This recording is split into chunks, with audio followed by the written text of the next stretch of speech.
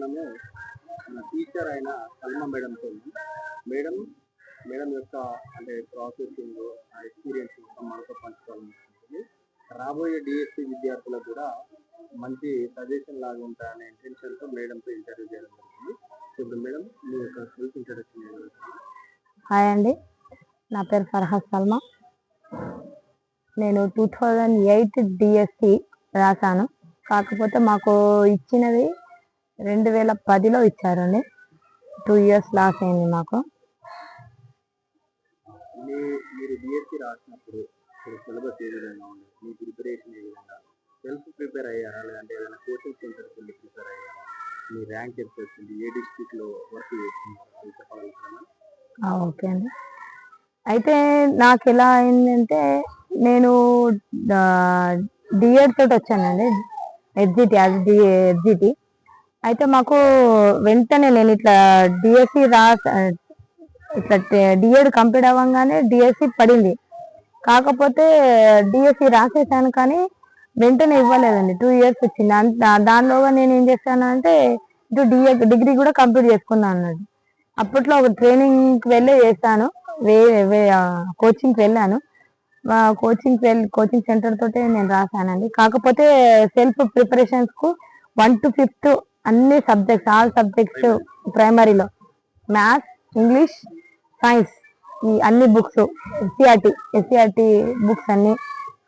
అవే కాకుండా కొన్ని GK general knowledge, కొన్ని questions, methods questions, maths, Telugu, English. TET ఉందండి, ఇప్పుడు ప్రస్తుతం ఉన్నది, అప్పుడు రాయలేదు కానీ వితౌట్. అప్పుడంటే అప్పటికి టెట్ అసలు రాలేదు. మా డిఎస్సి 2008 డిఎస్సి అయిపోయిన తర్వాత 12 డిఎస్సి నుంచి అందరూ టెట్ రాయమని ప్రభుత్వం చెప్పిందండి అప్పటికి. ఇప్పుడు ప్రస్తుతం మహబూబాబాద్ అండి.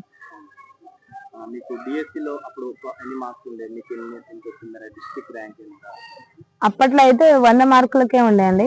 100 మార్కులకి నాకు 53 మార్కులు వచ్చినాయి.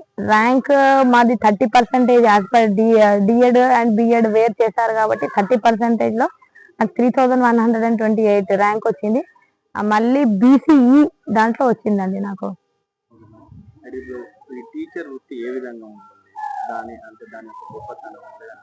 ఇప్పుడు నెక్స్ట్ జనరేషన్ నుండి విద్యార్థులు ఇటు రావచ్చా, ఎన్నుకోవచ్చా, అసలు ఈ లైఫ్ ఏ విధంగా ఉంటుంది, డ్యూటీస్ ఏ విధంగా ఉంటుంది, వర్క్ ఎట్లా ఉంటుంది, లైఫ్ ఎట్లా ఉంటుంది? ఓకే, ఉపాధ్యాయ వృత్తి అనేది అతి పవిత్రమైనది, ఎలాంటి కల్మషం లేని వృత్తి అండి.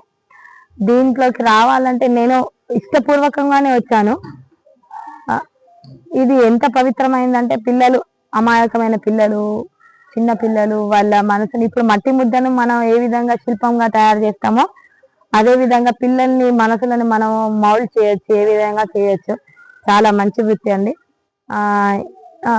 దీంట్లో రావడానికి మీరు డిఎస్సి తోటి రావచ్చు. యాజ్ పర్ డిఎస్సి ఇంటర్ తర్వాత ఇంటర్ అయిపోయిన తర్వాత 2 ఇయర్స్ డిఎడ్ చేసి, ప్రస్తుతము దాన్ని వేరే టిఎస్పిటిసి అంటలేరు కావచ్చు, డిఎల్ఈడి చేసి 2 ఇయర్స్ కోర్స్ తర్వాత 4 ఇయర్స్ ఉన్నా 2 ఇయర్స్ ఉన్నా సార్, 2 ఇయర్స్ అండి. 2 ఇయర్స్ కంప్లీట్ అయిన తర్వాత డిఎస్సి టెట్ కంప్లీట్ చేసుకొని మీరు డిఎస్సికి రావచ్చండి. ఇది చాలా మంచిది. ఇప్పుడు ప్రభుత్వం కూడా చాలా పోస్టులని క్రియేట్ చేస్తున్నది. ఈ వృత్తిలో వచ్చిన తర్వాతనే మీ అందరికీ తెలుస్తుందండి. వృత్తిలో రాకముందు వేరుగుంటుంది, వృత్తిలో వచ్చిన తర్వాతనే పిల్లలతోటి సంబంధమైన, గురు శిష్యుల సంబంధమైన చాలా అద్భుతమైన సంబంధం, చాలా మంచి పవిత్రమైన వృత్తి అని అయితే నేను అంటున్నాను. ఎందుకంటే నాకు చాలా పొద్దున 9 గంటలకి, మార్నింగ్ 9 o'clock ప్రేయర్ అంటే 9 to 4 అని ఫ్లెక్సిబుల్. 1 o'clock లంచ్ ఉంటుంది, 1 or 2 o'clock. ఇప్పుడు రాబోయే అంటే ఇంకా ముందు భవిష్యత్తులో వచ్చే డిఎస్సికి మీరు మీ అనుభవం నుండి మీరు ఎట్లాంటి సజెషన్స్ ఇవ్వాలనుకుంటున్నారు? ఏ విధంగా ప్రిపేర్ అయితే బెటర్? ప్రజెంట్ ఉన్న కాంపిటీషన్ ఫేస్ చేసి అందరిలో ఒకళ్ళుగా మనము సాధించాలంటే ఎట్లా చేస్తే బాగుంటుంది? ఇప్పట్లో అయితే చాలా మంచి ఉందండి, అందరికి చాలా మంచి అవకాశాలు ఉన్నాయి. ఎందుకంటే టెట్ కూడా యాడ్ అవుతుంది, ప్లస్ అది యాడ్ అవుతున్నది. కాబట్టి మీరు బాగా ఇచ్చిన టెక్స్ట్ బుక్లను మంచిగా చూసుకొని, మెటీరియల్, అప్పట్లో మాకు మెటీరియల్ కూడా లేదు, మీకు మెటీరియల్ ఇప్పుడు మెటీరియల్ సప్లై అవుతున్నది, ప్లస్ కోచింగ్ సెంటర్స్ ఉన్నాయి. కాబట్టి మంచి కోచింగ్ సెంటర్కి వెళ్ళి మళ్ళీ చేసుకుంటే మీకు చాలా మంచి ఉన్నది. ఇంకా మాకైతే 2 years అప్రెంటిస్షిప్ ఉండే, మీకు అది కూడా లేదు, డైరెక్ట్ స్కేల్. కాబట్టి ఇది మంచి వృత్తి, పవిత్రమైన వృత్తి. మీరు దీన్ని తీసుకోవచ్చండి, చేసుకోవాలి. ఏ బుక్స్ ప్రిపేర్ చేస్తే బాగుంటుంది? Only school SCERT books better అంటారా, లేదంటే ప్రైవేట్ పబ్లికేషన్ కాబట్టి బెటర్? ఇప్పుడు బుక్స్ లో అన్ని కంటెంట్ లేదండి. అంటే దాదాపు అంటే చాలా వరకు ఎట్లా చేసేసారంటే ఇప్పుడు ప్రస్తుతం ఎస్సీఆర్టీ బుక్లని కూడా టోటల్ సిబిఎస్ఈ సిలబస్ కి దగ్గరగా ఉన్నట్టు మొత్తం యాక్టివిటీ బేస్డ్ మైండ్ మెథడ్ దాన్ని సంబంధించి చేసింది. కాబట్టి మీరు పాత మెటీరియల్ ఏమైనా దొరికితే మెటీరియల్ కి సంబంధించి దాంట్లో క్వశ్చన్స్ వస్తాయి బాగా. మీకు ఇప్పుడు క్వశ్చన్స్ అంటే మన టెక్స్ట్ బుక్స్ లో చాలా తక్కువ, అది ఇవి రెండు కలుపుకొని చేసుకోవచ్చు. మీరు రాసిన డిఎస్సి, రాసిన డిఎస్సి క్వశ్చన్ ప్యాటర్న్ కూడా చేంజ్ అయింది. ప్రెజెంట్ బుక్ ఏ విధంగా ఉందో క్వశ్చన్స్ కూడా అట్లనే వస్తాయి.